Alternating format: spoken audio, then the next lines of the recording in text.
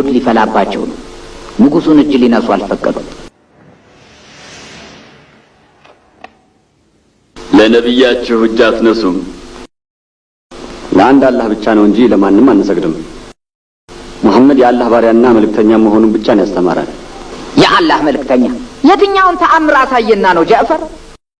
ወደ ሰማይ ማረግ ይችላል፣ ውሃ ላይ ተጉዟል፣ በሽተኞችን ፈውሷል፣ አይነ ስውራንን አብርቷል፣ ሙታንን ቀስቅሷል። የትኛውን ተአምር አሳየና ነው ጃዕፈር? ትክክለኛ አባባል ነው። ነቢያት ካላህ ለመላካቸው ምልክት ይሆን ዘንድ ተአምር ሊኖራቸው ግድ ነው። የሙሐመድ ተአምር ቁርአን። ጌታዬ አንድ መሀይም ከአንደበቱ አፍልቆ የአላህ ቃል ነው ያለው ከንቱ የቃላት ጥርቅም ነው። ንጉሥ ሆይ የሚሉትን አድምጠዋል። የተሻለ ማስረጃ ያላቸው ይመስሎታል? በእርግጥ አላህ ለነቢያት ተከታዮቻቸውን በልዩ ልዩ ቋንቋዎች ማናገር ይችሉ ዘንድ ከዚህ በፊት ተናግረው የማያውቁትን ቋንቋ መናገር እንደሚያስችላቸው አውቃለሁ። ግና ይህ ተአምር በዚህ ዘመን ስለመከሰቱ እጠራጠራለሁ። የሚበቃኝንም ያህል ሰምቻለሁ። ያቀረባችሁት መረጃ ደካማ ነው።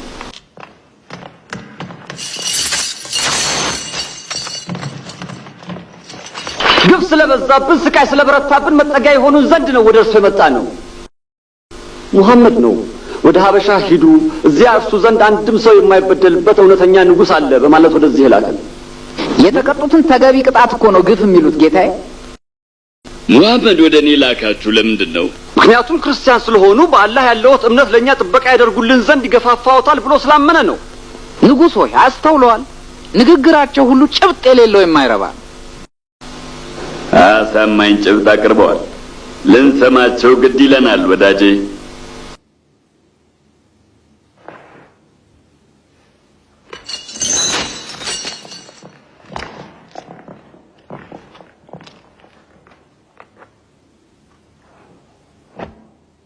ንጉሥ ሆይ መሀይማን ህዝቦች ነበር።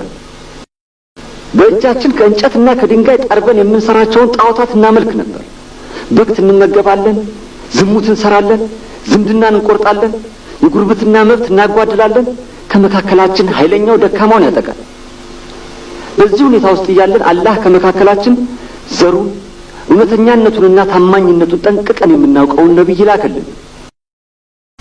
ይህ ነቢይ አላህን በብቸኝነት እንድናመልክ አባቶቻችን ያመልኳቸው የነበሩና ከድንጋይና ከእንጨት የተጠረቡ ጣዖታትን ከማምለክ እንድንታቀብ ጥሪ ያቀረበልን። አማልክቶቻችን ላይ ቅጥፈት እየተናገራችሁ ነው። የምናመልከው ድንጋዩን ወይም እንጨቱን ሳይሆን በሱ ላይ የሰፈረውን መንፈስ ነው። በሱም ወደ አላህ እንቀርባለን። ሁሉም ጣዖት አምላኪዎች አንተ የተረዳኸውን ያውቃሉ ማለት ያስቸግራል እኮ አምር። ሃይማኖታችሁ ምን ያዛችኋል?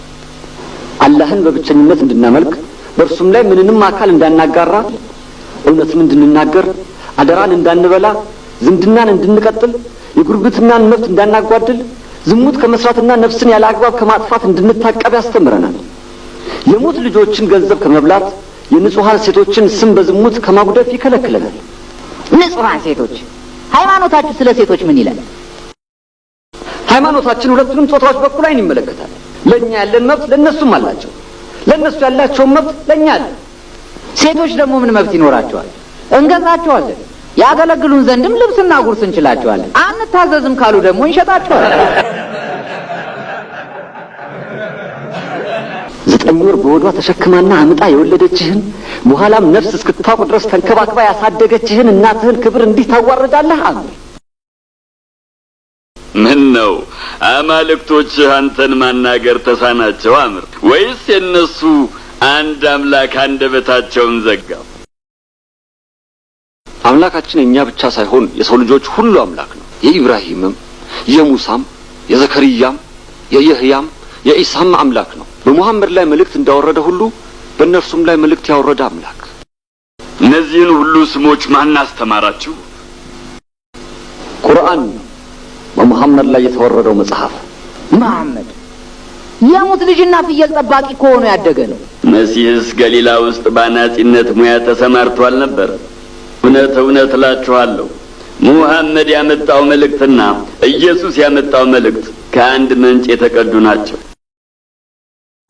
ንጉሥ ሆይ ስለ ኢሳ ለጆሮ የሚከብድ ጸያፍ ነገር ይናገራሉ። ስለ ኢሳ ምንድነው የሚሉት? ሰው እንጂ የአምላክነት ባህሪ የለውም ይላሉ። ተናገሩ። ስለ ኢየሱስ ያላችሁ እምነት እንዴት ነው? ነብዩ መሐመድ እንዳስተማረን ኢየሱስ ከአምላክ የሆነ መንፈስና በብጽዕቷ ማርያም ማህፀን ውስጥ ያስቀመጠው የሁን ቃሉ ነው። ኢየሱስን ማን እንደወለደውና እንዴት እንደተወለደ የሚጠይቋቸው። ከቁርአናችሁ ውስጥ ስለ ኢየሱስ አወላለድ የተነገረ ነገር አለ እንዴ? አዎ፣ ፈቃዶ ከሆነ ላንብብሎ።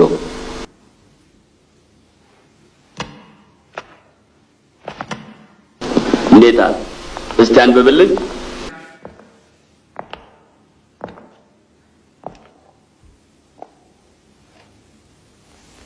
بسم الله الرحمن الرحيم واذكر في الكتاب مريم إذ انتبذت من أهلها مكانا شرقيا فاتخذت من دونهم حجابا فأرسلنا إليها روحنا فتمثل لها بشرا سويا قالت إني أعوذ بالرحمن منك إن كنت تقيا قال إنما أنا رسول ربك لأهب لك غلاما زكيا قالت أنى يكون لي غلام ولم يمسسني بشر ولم أك بغيا قال كذلك قال ربك هو علي هين ولنجعله آية للناس ورحمة منا وكان أمرا مقضيا صدق الله العظيم.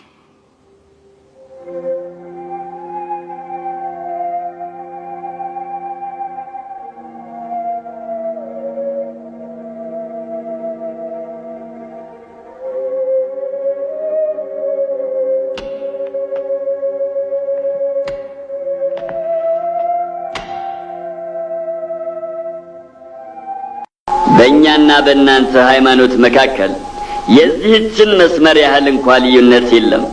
አምኑ። ጋራ የሚያህል ወርቅ ብታመጣ እንኳን እነዚህን ሰላማዊ ሰዎች አሳልፌ አልሰጥህም። ጃፈር፣ ከእንግዲህ ነጻ ናችሁ። አምላክ ፈቅዶ ወደ ቀያችሁ እስክትመለሱ ድረስ በግዛቴ ውስጥ በሰላም መኖር ትችላላችሁ።